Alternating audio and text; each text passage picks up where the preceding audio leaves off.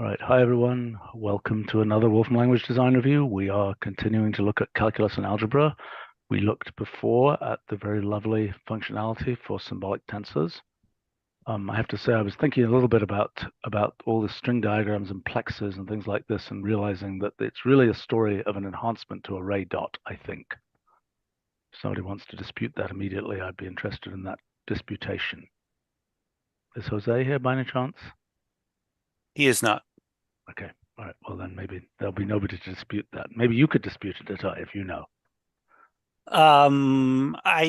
Right. I mean, string diagrams are just sort of generalizations of contractions, and Exactly. So what I think is that the array dot is one particular form of contraction, and that the main point is that there's a disembodied contraction pattern that you can break off in kind of one of these plexes, for example, that are so that you can sort of break off the pattern, the graph of contractions, breaking it off from the actual application of that to the actual tensors, and that you can do manipulations on that broken off, disembodied contraction pattern independent of the other stuff.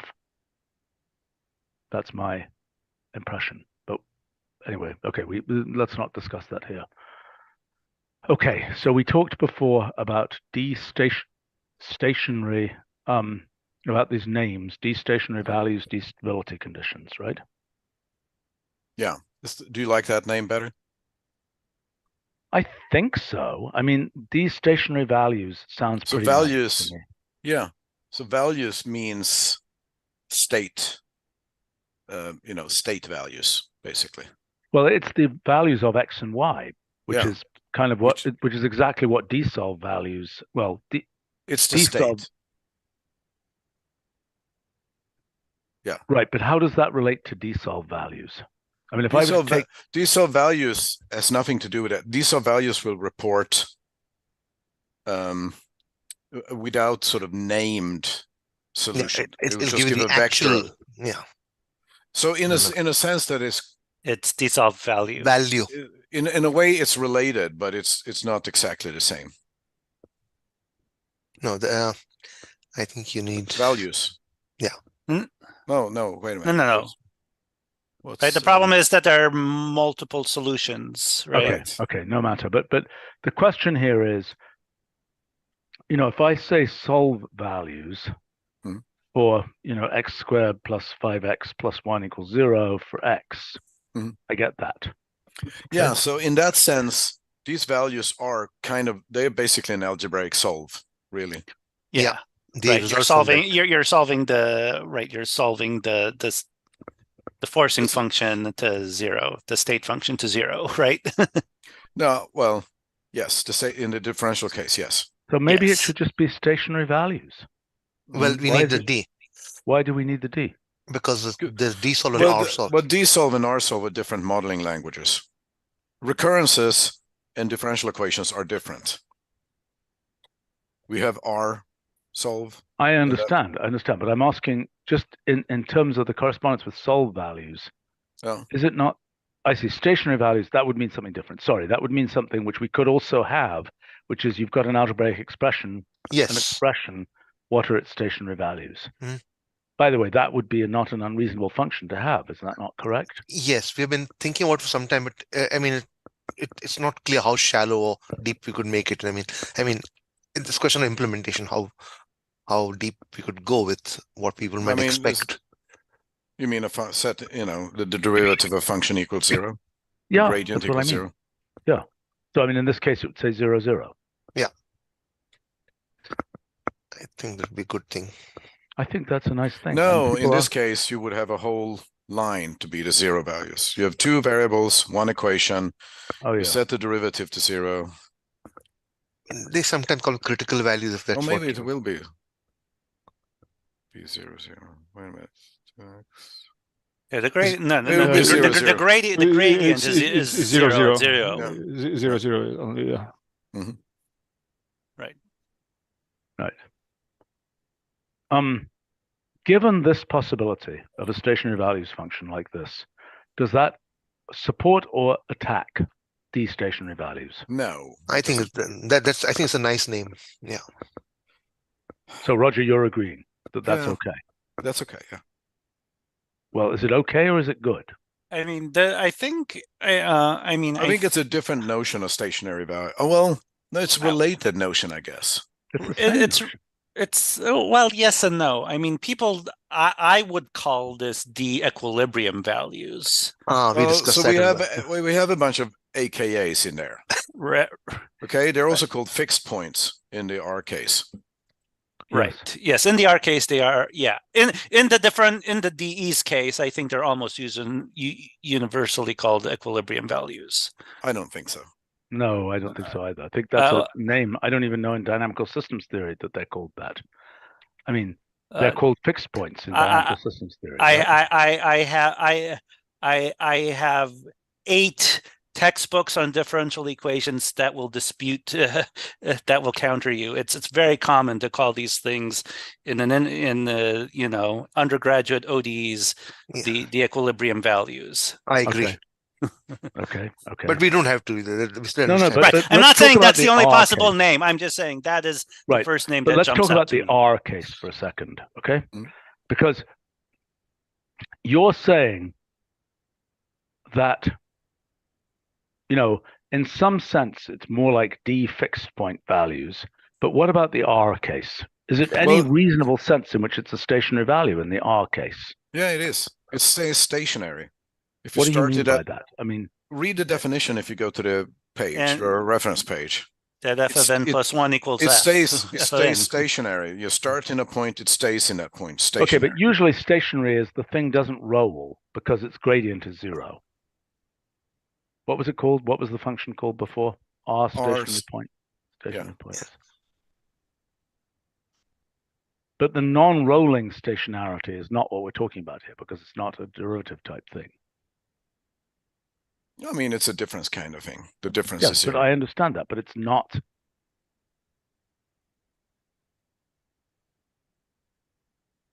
That's not good enough illustration. That's a terrible illustration. That's really a terrible illustration. Yeah, it is. Don't look at it. We'll fix it. That's really bad. And also the font is wrong. It's it's all wrong. Okay. Okay. I think Tim is working on the other one. He's done the differential one. Okay, but explain this one to me again. This one is one where you're looking for values for which f of n equals n. Is that right? No. So here, look at the definition just above the picture, the text. Okay. A here is a vector. Okay, so it's a vector valued system of difference equations, first order. Doesn't matter what order it is, but let's say first order. So then the stationary point A star, which is now a vector, satisfy that equation. A star equals f of A.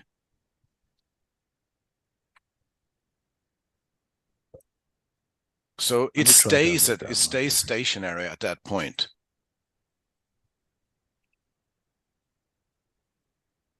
So if you start, but n equals -1. No, you're saying no. So say A of 0 equals -1. That recurrence will put you back into -1. Right. So if A of n is -1, 2 times -1 is -2, plus 1 is -1. So you stay in -1. Right. It's stationary at that point. How do you know what A of n plus 1 is?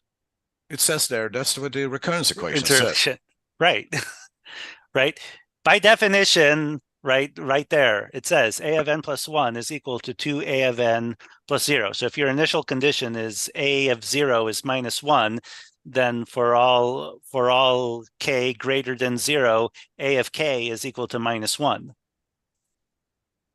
Okay, but where is this saying that this is the value of A of 0? Why isn't there just, I don't understand. Where's the 0 that this is the value of coming from? That's the fixed point. It's saying if you choose the initial condition, A of 0 equals -1. But how do I know the initial condition is A of 0, not A of 1, for example? Well, it doesn't matter. In this case, this one doesn't depend on n. Yes. Okay. But if this did depend on n, what would it do? Because then much harder, because to say what obviously happens. I realize it's much harder. I mean, it might. Yeah, we don't touch it. We don't touch it. Then you should give a message that says Yes, we you could give a don't touch message. it. For sure, we could give a message. And right, I mean, in general, there are no stationary Yeah. points if you I have mean, a state-dependent state function, right? It has basically has to be A autonomous. time-dependent state function. It has to be autonomous, basically. Right. You might have cyclic solutions, but Okay, Yeah, that's so I don't correct. understand that. I don't understand that. That's telling me that A of 0, it's telling me something utterly different from what this is telling me. This stationary No. point is telling.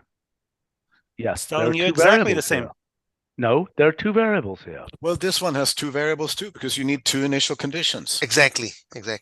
So you think of this as being a system of so everything is really referring to a system of first order ODEs. These are not ODEs. These are Now, different. They're ordinary D- difference equations. Difference, D is still difference, yeah. Ordinary Right. difference equations. Is what Yeah. you mean. So yeah. Except that there aren't really partial difference equations. Yeah, Well, there actually, are. there are. There are plenty. No, there are lots of them. Binomial. I mean, we're just talking about binomial. Yeah. Satisfy a partial Fine, difference fine, equation. fine.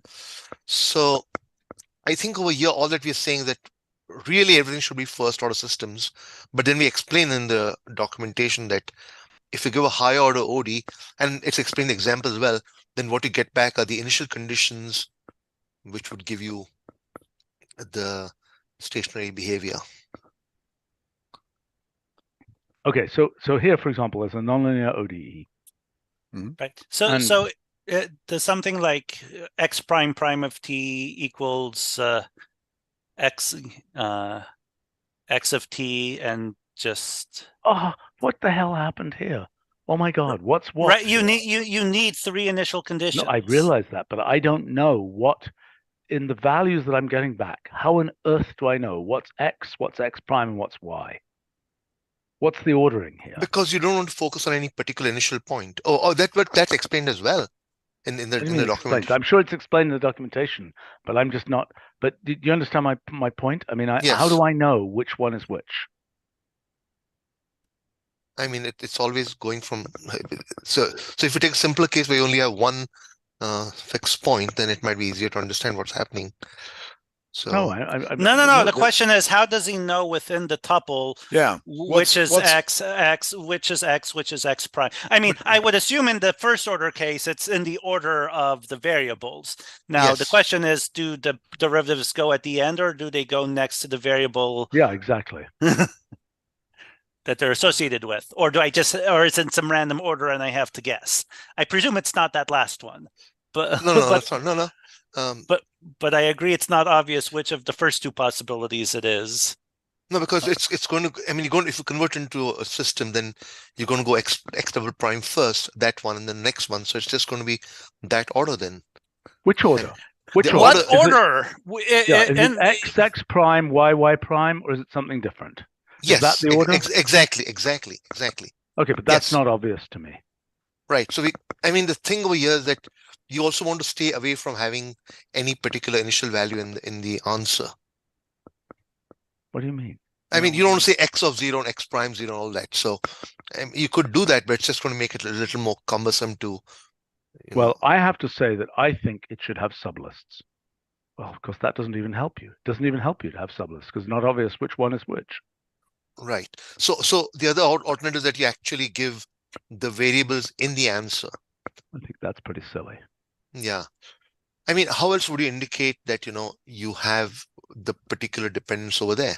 By the way, I don't think this is the right order. I don't think it's the right order. If I was going to use this, I'm going to want at what value of xy is this and at what derivative. That's what I'm going to want. I'm going to want it in that order there, I think, because if I'm going to use it, what's that? Like a vector thing.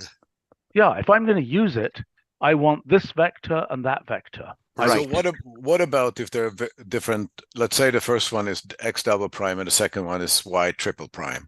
Yes. No, I'm just saying. Yeah, then that's not going to work, right, Roger? Because there, if I had something which was where it was x, y, and then it's only the y variable that needs the extra prime thing.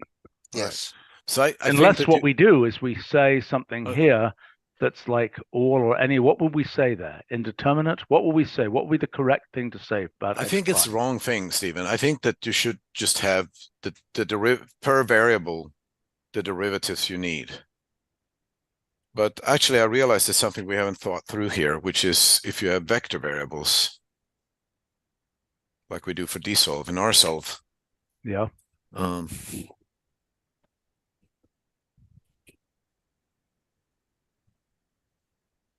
Oh boy, I thought this was a straightforward function, but as No, is no, so often the it case, kind of it's is. not. It Well, kind well, of is. the It's point. not. It's really not, and especially not when you have the R case, which is quite obscure to me. It's not No, even clear why. it's really not obscure, Stephen. Yeah, I'm not No, sure why you're saying I'm that. playing stupid a little bit here, but I'm also wondering why the R case is even interesting.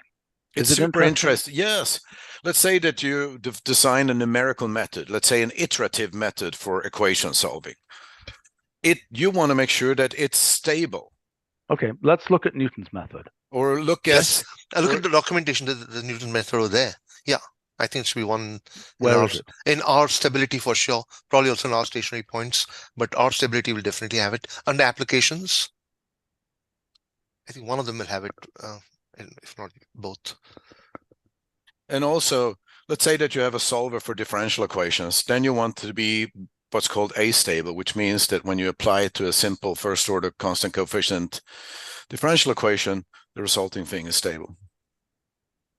Okay, so if I were to say in this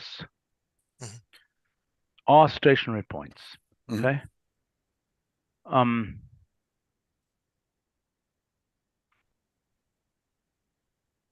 and also in signal processing and control, you use these discrete systems. Well, even more simple if you're trying to do like a Mandelbrot kind of thing, in the complex plane. Do you want those? Find out whether this is let's say right. f of n times 1 minus f of n. Okay, that should work. That's of course the logistic equation. We know it all. I mean, there should be an example for that very, very, very early. Yeah, that's correct. You got two fixed points.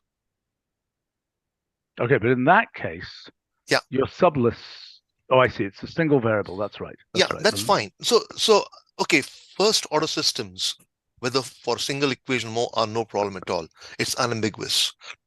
When it comes to high order systems, then there is nothing in the literature that tells you what to do, really. I mean, the literature is all these about... are fixed points. So what we have is a fixed point, not a limit cycle. If I wanted the limit cycle, yeah, this is not it. No, we don't have that. No, that's not it. No, but I could iterate this thing. Yes. Right. So what I have to do is I have to run this, and I have to say if this is that, then I'm doing this with a. How do I do this? I want to take that.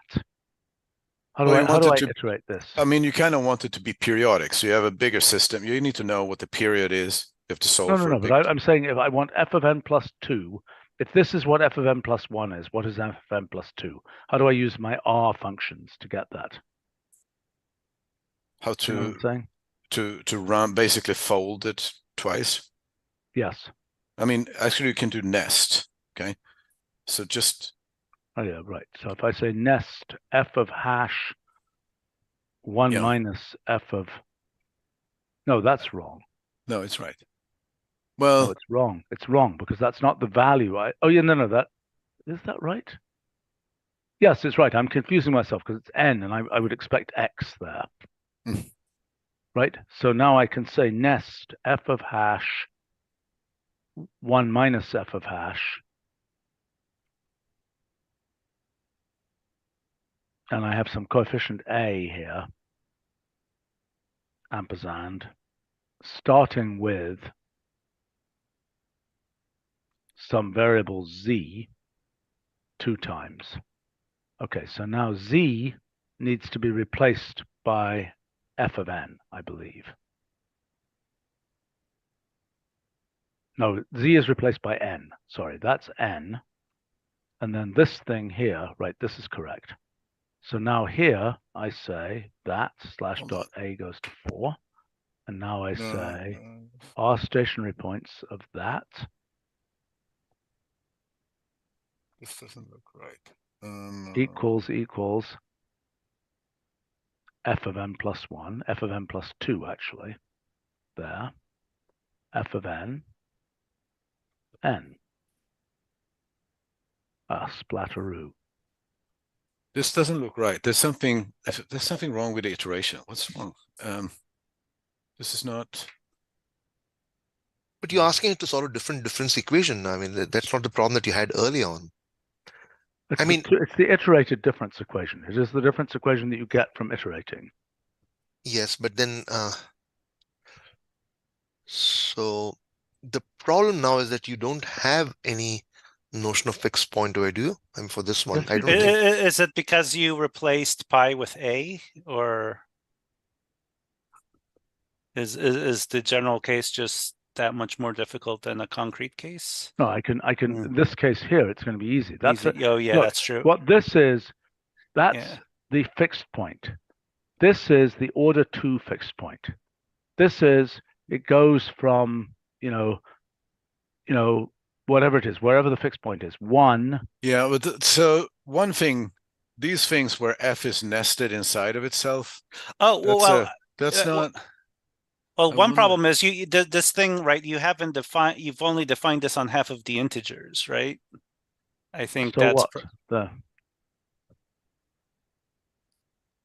well, if it's trying to find where f of n is equal to f of n plus 1, given that you have no definition of f of n plus 1. Right? I mean, I don't know that this is well posed. No. I think it's a perfectly well posed question. I even know the answer, I think. Let me look up the answer.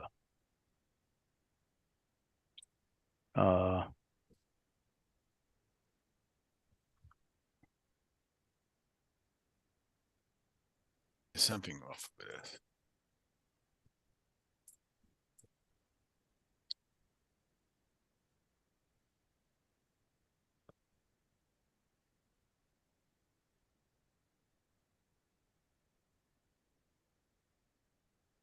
Okay, for maps like this, lead period P is given by this thing here, right? The results usually cannot be expressed in terms of explicit radicals beyond period 2. Right? That's this exact thing. That's where, right? That's where the fixed points are. You're saying real period 2? I see. So they're still fixed points. Oh, yeah. Sure, they're period 2 fixed points. They're the iteration of the map. Twice iterate the map, and the result is the twice iterated map has fixed points. Yeah. Right, which correspond to the period 2 points in the original map. Yes. So we should be able to find those second order fixed points. And what it's saying here is that they can't be expressed in terms of radicals except in this case. Yeah. Probably. I mean, yeah, I think, I mean, if it's kind of as algebraic as is showing it to, then we should probably be able to do it, because that's exactly what we're doing down below. I mean, we just solving an algebraic equation. So our stationary points is not that difficult in implementation wise. It's the stability that takes a little more effort. Right. These are the polynomials that you get from iterating those maps. I see. Right. And so, and even in some weird cases, you can express the whole thing. I know. I derived those. Yeah, actually, I remember that. Yeah. Yeah, you had a bunch of these. Anyway, so I think that's okay, but let's come back to this question. So first point is, I hadn't even understood that your stationary points is what are usually called fixed points. If you go to the function that we have, this thing is also known as, and that's the first line in that reference page. I understand. I have never heard this called anything other than fixed points for an iteration. So should and as we're all fairly confused about what the fixed point even means for the iteration. I mean, I think that you shouldn't have n plus 2 there. I think you should have n plus 1. I put that there. Didn't help. You did? This didn't help. I need to think some more about those nested ones. So, no, it's common to have discrete time or recurrences to model all kinds of things, right? So in particular, in numerics, stability is a big issue. For sure. And they're all discrete time. But Okay, also but should we call it stationary points? I mean, because stationary really suggests gradient vectors and so on. Not to me, but okay. So I think that there are different conventions, but I think we should use the same word for both the discrete time and the continuous time. Sure, for sure. And I don't now really the question is, what the heck are we returning? Is there any indication that we can give that these are, the initial values of, where else do we generate a list of, thing and its derivative and so on? No, I mean, the definition of if you've never heard of fixed point or stationary points, the definition is given there and it tells you. I know, but I mean, okay, so just to try one thing.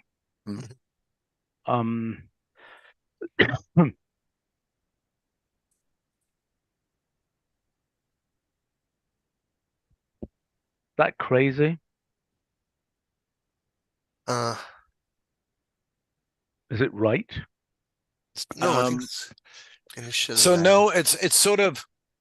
I mean that we use that because it's a nice definition, and what we're gonna do is correct for the stationary points, but what we want to do for stability is that if you start nearby, if you initialize nearby, it's going to go to that stationary point.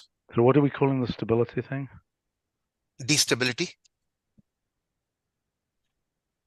And you want to call it stability conditions. Which is fine, yeah.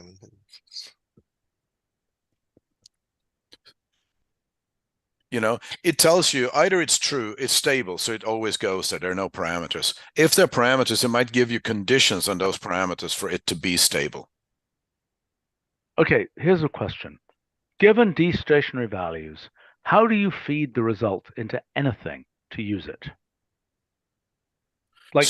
You can, for instance, for D stability, you can use an option that says stationary points. So if you wanted to restrict it to not compute stability properties for all points, which is likely that you don't want. Okay, that's an example. But I mean, could I feed this into dsolve? Let's say that I want to get, okay, here's the thing I want to get. I want to get a picture of how, well, you're going to say the picture of the differential equation solution is boring at the fixed point because it's just fixed. Yeah, yes. But let's say you do the thing that wasn't an illustration, that was just a plot in there for R stationary points. You can use that list of points to just do an epilogue of points if you want to point out those landmarks in your phase space, either with vector plot or stream plot. Because these things they're in this weird XX prime, YY prime order. Yeah, but the problem. But those only works in 2D and 3D anyways, right? So, if you have, we only have vector plot functions for 2D and 3D. Sure. Okay, but your point is that the question I'm asking is, let's say I want to feed these in as initial conditions for some other equation. Okay, that's a pretty big mess to get to that. Well, right? I have to say x of 0 equals blah, y x prime of 0 equals blah. But I mean, that's okay. So here's another thing that you want to do. You want to linearize a nonlinear system about that point. Yes, quite. Okay, that's actually a key use case. Okay, so how do you do series expansion about that point? Good point. So asymptotic dsolve values, and then you give, Right, but you have to give the x and y, not the x prime and y prime. Am I correct?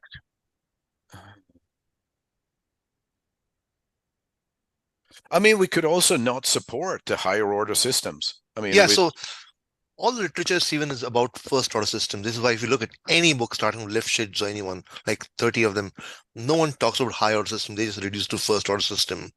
So we are given the convenience in case people need it, but all the textbooks. All right. Well, okay, but so you're saying we're going to stuff those higher order things in there, and good luck to people in decoding them. Well, and you're saying if we don't do that, if we just have x, y, then we can feed that as an initial point for the asymptotic. Asymptotic expansion. Yes. Yeah. I mean, so we've got a choice. Either we be more general or be more useful. I mean, that's just the way literature. I mean, the right, okay. So I'm sold. Okay. So I think the documentation should say that it's primarily intended for whatever, and should say it gives the XY values because they are precisely the values that you give in this order here. Yes. In the event that there's a higher order thing. Yes. I would argue that given that description, oh, I see, we can't do it because, oh my God, what a mess. What is?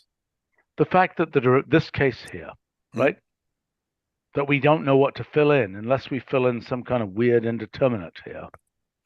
But that's not going to be easy to, that's not going to help, really. No, it's not going to help. But so what is the most natural thing?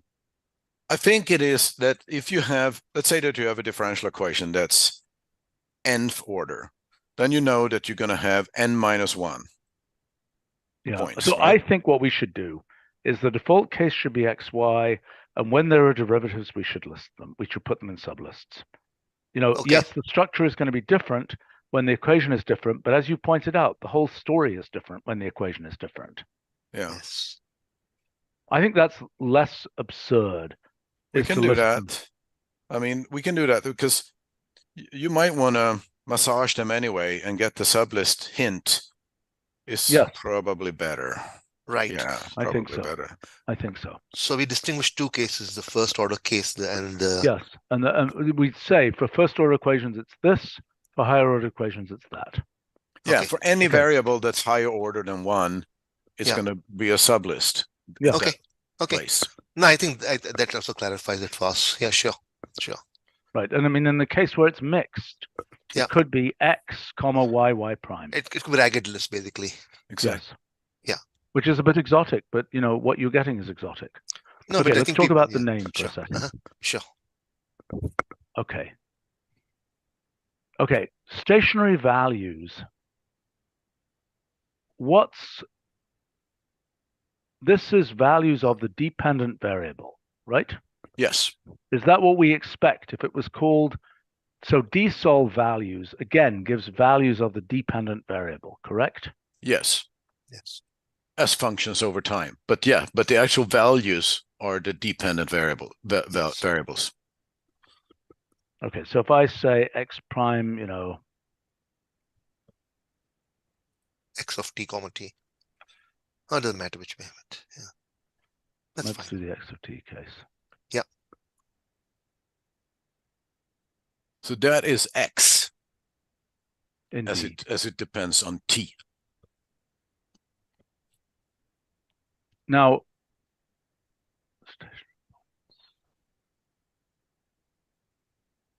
I see. And we have to have the sublisting. In this case, if I had two equations here,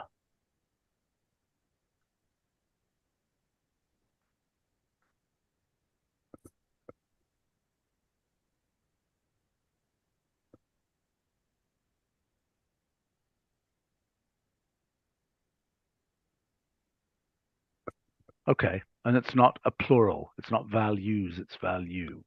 Mm-hmm. Yeah, because it's a single solution with its. No, I get it. I'm trying to think about the names. Okay, so I think I'm sold on D stationary values. Why? I have two questions. Number one, if we have a stationary values function, it could presumably work the same way, but it is only going to be stationary values would only give the list of XY pairs, right? Because it doesn't have any derivative. Right, it's an algebraic equation. Yes.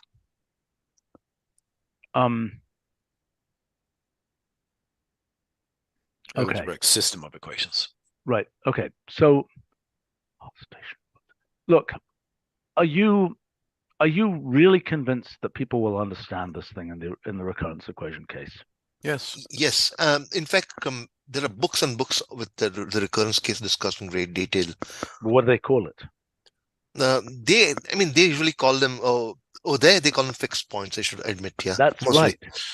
Yes, that's right. The typical case is the Picard theorem, the Picard fixed point theorem, which is basically an iteration where you converge to the solution. So it's called a fixed point. There's a whole fixed point analysis subject. Well, I mean, Picard iterates. Well, converge to the solution, but that's the Brouwer fixed point theorem. no, that no, no, you used to- no. The Picard fixed point. Well, they're called by different, but I think when you say fixed point theorem, it's exactly that. That you have a certain recurrence that converges to the solution. Yeah, or the contraction mapping theorem. The Or, recurrence Yeah, is more general than our recurrence.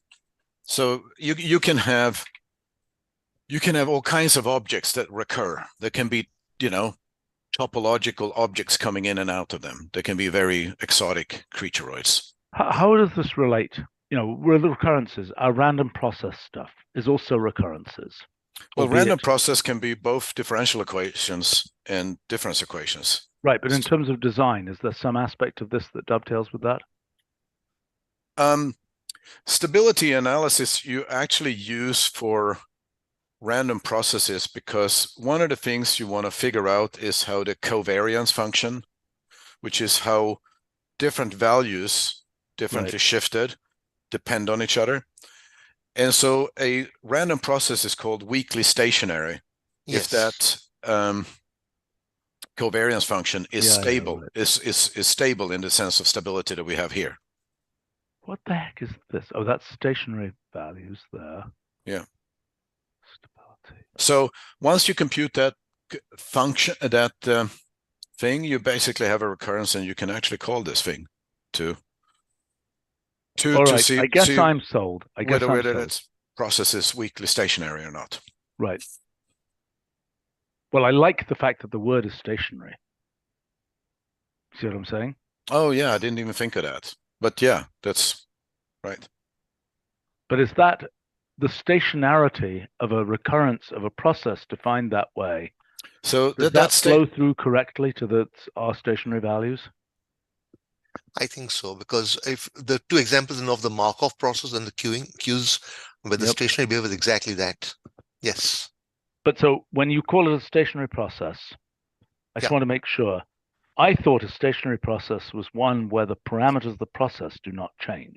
Exactly. Like it's a fixed Markov chain or something. Yeah. Which actually, is not the same as this. No, but you can look up the definition for weakly stationary process or weakly stationary. Okay.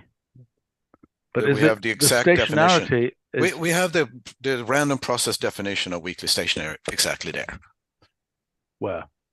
In that reference page for weakly stationary.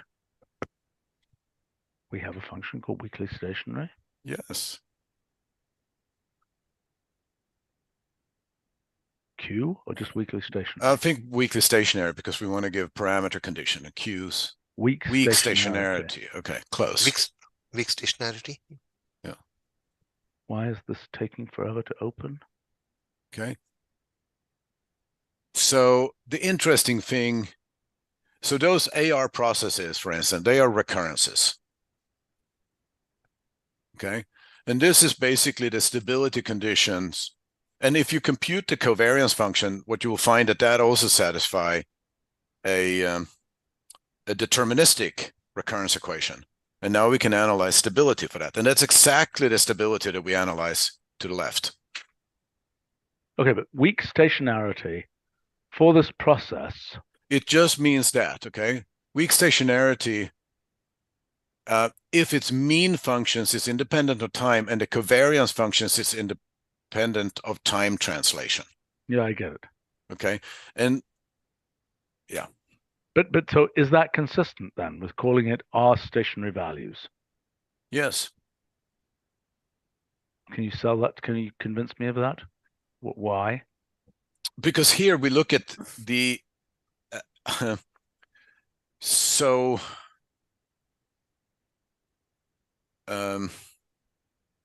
because the stationarity over here is that these parameters of the process, like the mean, are unchanged. Yeah, you're absolutely right. That's very much the definition. This is weak stationarity we say here, right? There's also strong. Yes. Okay. So stationarity, if there was such a thing, would that be the process is fixed? It's just at a fixed point. It's not. No. What is it? Is there a strong stationarity? Oh, that's if I recall, that's that all the slice distributions only Up to some order or something. no, to all the orders, all infinite level up, do only depend on the time differences, not the actual locations of times. So it's similar to this. But this one only look at the moment functions. It looks at mean and covariance function. So it's kind of a little bit simpler than looking at the full distribution. For some, it's the same thing. For Gaussian processes, it's the same thing. Turns out to be the same thing. Okay. I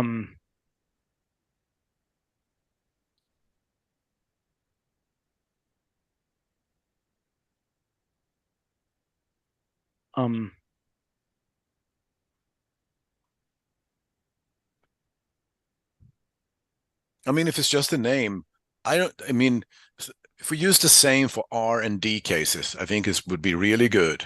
Otherwise, I agree. You know, but I'm just concerned that this form of stationarity. If we say R stationary values, is that in fact in any sense the same as the notion of stationarity here?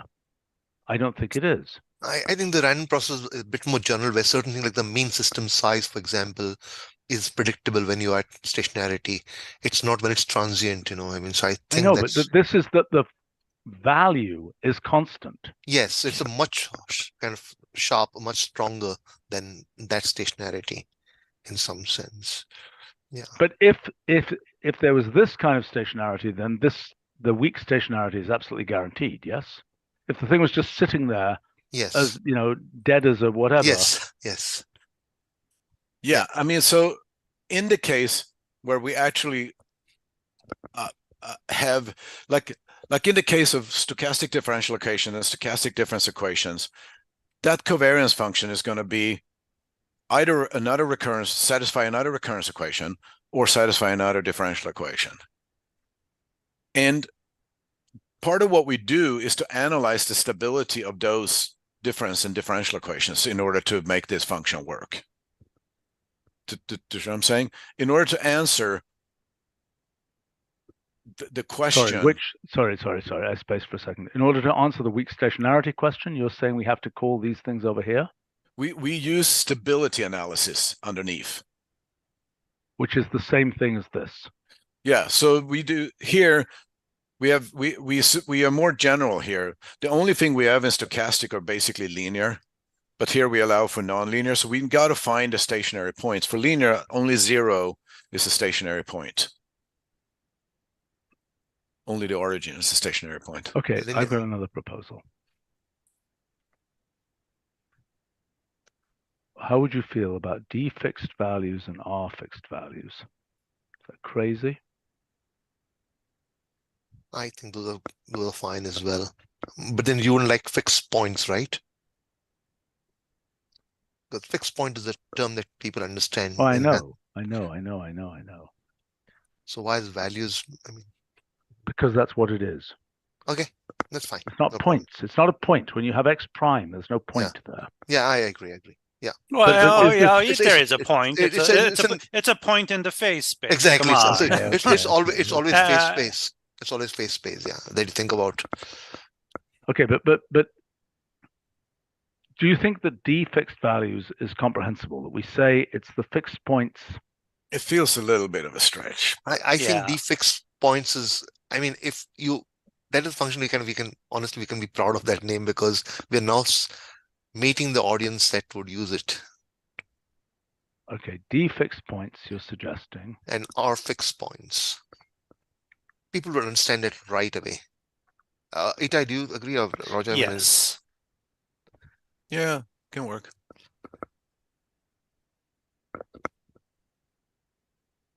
All right, I think that's okay. And then it would be D stability conditions, R stability conditions. Okay, that's fine. Yes. I think the R stability condition is a little weird, but I get it. You're just not used to it. But no, it's super common to. All right. You want your digital control and signal processing systems to be stable. Otherwise, they'll blow up your computer. Yeah. What is this? This is a request from Wolfram Alpha to accept. And what do we do for solve? Do we do that for solve? No, we thought about. Yes. Well, I guess in a way we do, because you can just say solve with one argument. It'll work. Right. There we And it go. tries to guess what the variables are. Yeah. Okay. So we So should I do can that for dsolve as well. Exactly. No. So the Yeah. thing here is you don't need the independent variable. You can if you wish to. That's not a problem. I mean, the more you give us, the better. Oh, that x of 0. No, x the t. I mean, that's not super interesting. You're just integrating.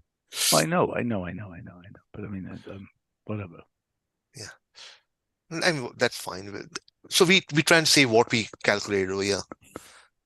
So Right. it's unambiguous. Dsolve is saying what it calculates, but what about dsolve value? It doesn't make sense, because dsolve values can work with arbitrary expression in the second argument. You could have x of t the whole square, etc. So it's meant to be a slightly more general function. I don't have a fundamental problem with this. Good. Thanks. There's just one thing, the unilateral discrete, which is just a discrete version of unilateral convolve. So it does a convolution, a sum over. I haven't a clue what this is. Okay. So this unilateral convolve. It only convolves. Is it causal convolve? Exactly. Yes, it's causal convolve. It's another name for it. We have not allowed causal. But for C, we call it bilateral Laplace and bilateral Z transform. So this one, we call it unilateral convolve for the continuous time case. And this will be unilateral discrete convolve for the discrete time case. What's the non-unilateral discrete convolve? Discrete convolve. Discrete convolve. That's been there since version 7. And that's the one that go with Fourier transforms and not with C I see. transform. That's a convolution, right? That's a discrete analog of the convolution function. Yes. Yeah, yes. Exactly. Okay, I get it. Okay, that's fine by me. Yeah. It just fills a small gap that we have in the whole area. Oops. Oh, I need to go. I'm in so much We trouble. can continue without you. We have to continue because Fine. We're running. See you then. Time. Bye. Bye.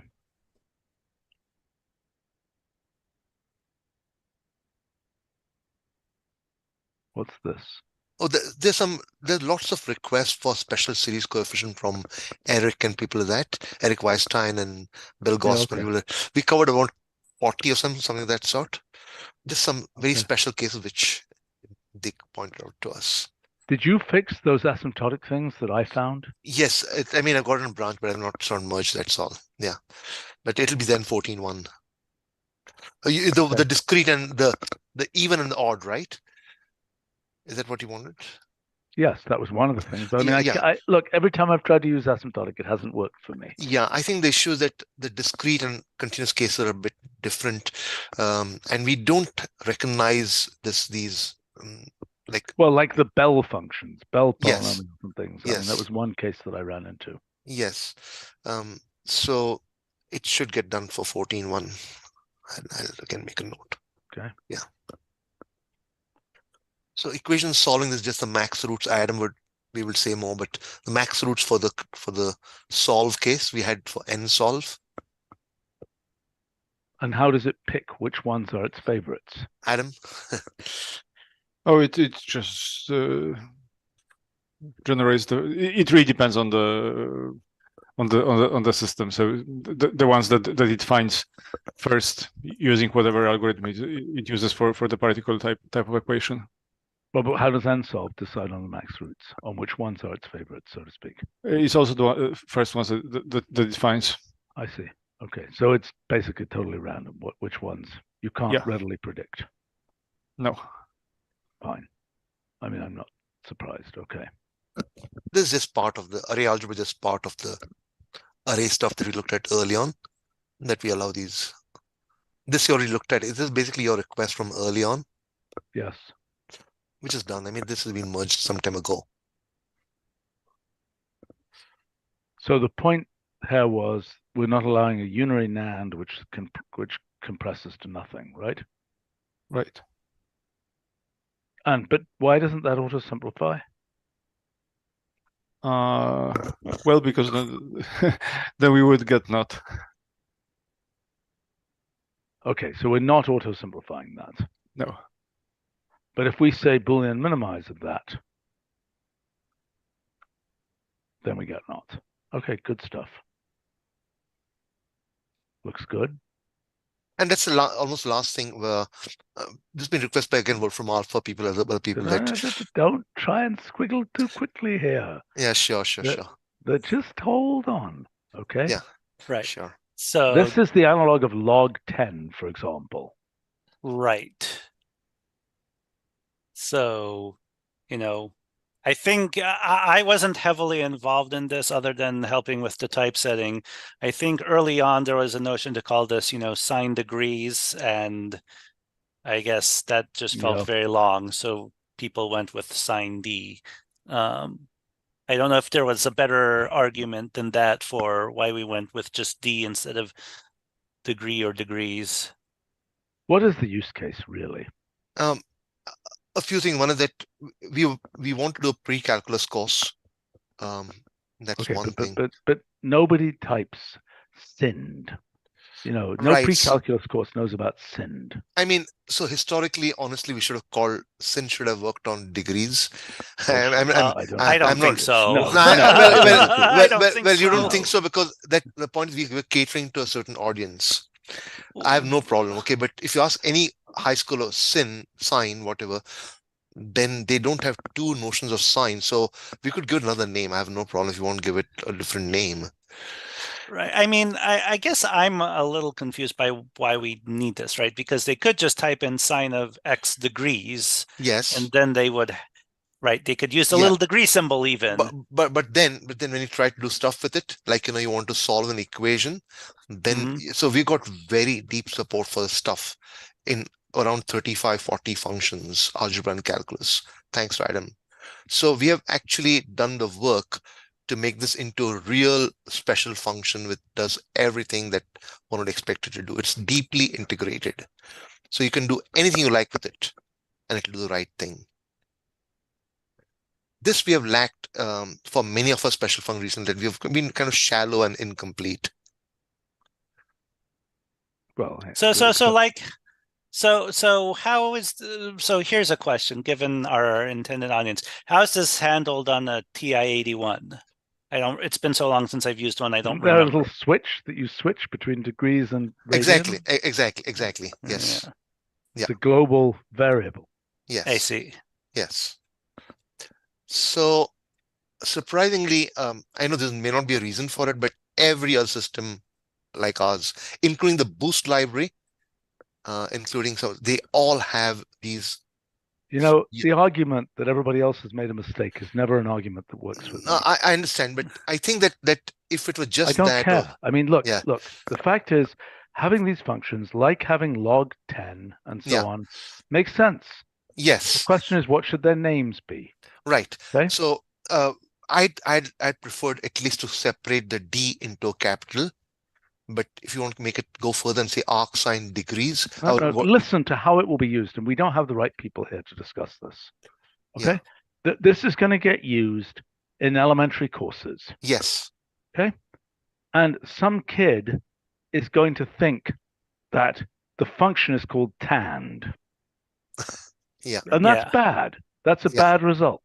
Yeah. I mean, would we want to do something like we write out we use the full name? I don't think so. I thought of that. I think that's super confusing. I think that's not helpful. SINE. Looks like Maple doesn't have a degree mode. At least a bit of quick Googling. Whatever. Who cares? Maple. Well, they have the functions. Yeah, that's okay. I think for us it's a pure Wolfram Alpha request. They weren't WFR. They said, look, we don't have deep integration of these. Can you implement please for us? So either they would do that's not the okay. We don't have the right people in this discussion to talk about what the names should be. The integration is one thing. The names are a different thing. Yeah, I showed them to Michael and. Okay, we don't have them here. My rule is, unless they're here, we're not talking about that's fine. We don't need to worry about that here. We can just if it's just renaming, it can be done at any time. Well, but we need to make a decision about this. So do we have a meeting coming up where we could actually discuss this? Unless we have another meeting on Tuesday, and I don't know whether Michael will be available at this time. Okay, well, so something needs to get set up. Right. So, and I would think Bradley. So I met I meet Michael, Jeremy, Stratton Smith, and Bradley every 3 months. When I met them last month, I showed them this is fine, but that's my recollection. We should still check I the name. don't care. I don't care. That's my rule, right? Yeah. I'm not taking, third level hearsay. Doesn't Yeah, work. so yeah, that's fine. Yeah. What bothers me, look, sign degree will be better. Sin D is not going to make it. Right. I kind of agree.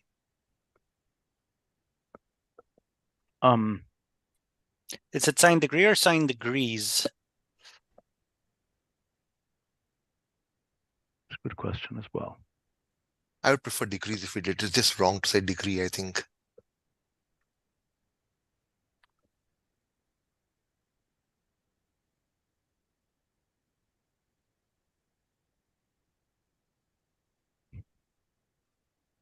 Right, and I think that's crazy. I think doing that. Right, you'd never know which is which. Yeah. Sign.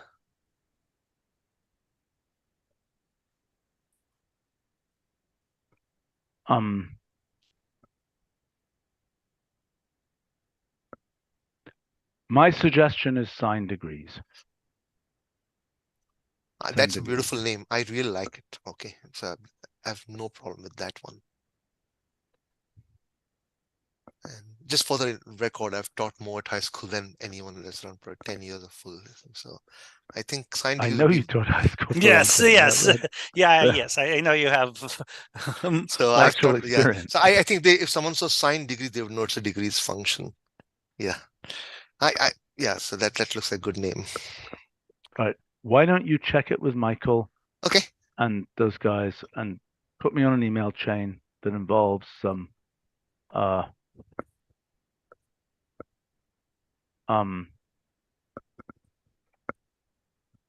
Roger, Michael, all of those folks. You should probably include me and Lou just so we're in the loop. Oh, because there's some typesetting that goes with it. Yes. What typesetting? Well, there's a traditional form. It's a very, very simple traditional form. We didn't give it all of the attention that we gave the real sign degree, the real sign, as it were. But this one would give a sin and then the thing with a degree sign inside. Oh, we didn't actually add a degree sign, but that's actually a good idea. Okay. Yeah, that's a good sin idea. Degree then in traditional form will become sin paren x, degrees. Yep. Okay. Yeah, no, that's actually an excellent idea. We should have thought of that. Okay. I'm a bit embarrassed I didn't. All right. Okay. So yeah, we'll get this done. Sure. Okay. Then we got through the agenda. Yeah. Okay. We already talked about this. Yep. That's all settled. There's a PR and it'll be merged soon. Great. Okay. Thanks, guys. Sorry, just one, Stephen. So I'm going to propose sign degrees, etc. Is that correct? Sign degrees. That's what we agreed. Yeah. Thank you. Okay. And if we can take just so I can share for just very briefly just the typesetting, the brief typesetting. Okay, I really got to go though. Okay, you can grab the share. Can you do that? Yep. I think I need you to stop sharing before I can share. Okay, that's what we agreed wasn't going to be the way it worked. All right, we'll do that. Go ahead. Okay. Yep. So there's that, and mostly we're seeing a bunch of plowed fields. Yes, because I decided not to share the window with everything in it. So there's array dot. I don't see it. I don't see the thing. You're not sharing. Am I sharing now? Are you seeing? No, all right, I shared a different. Apparently, I misclicked. So apologies. Right, no problem. Right. So there's array dot. You can type it in. You can change, but we decided that this is to just do it for. It's kind of cool, actually, that notation. Yep. Okay. And then the the other thing was, remember we had this issue with identity array. Yep. and I tried a bunch of different things, and our bet. So these three here and this cell right here that I'm going to make big. I don't like the ids. Yeah. So I think the leading contender right now is a double struck I, just to make it clear How that does it's that relate to the complex I? Oh, that's a double struck lowercase I. correct. Yeah, I like that. The double struck, it looks more serious than the Yes. graphic-y one, which I don't, the scripty one, which I don't really like. Okay. Okay, and what about that permutation thing, the delta, the product delta thing? Right. I haven't updated that one yet. So well, actually, that one will look kind of nice if it's similar to the capital I. It'll be the capital I with its double struckness pulled apart. Mm-hmm. Yep. Okay. So, yep, that's everything. Sounds good. See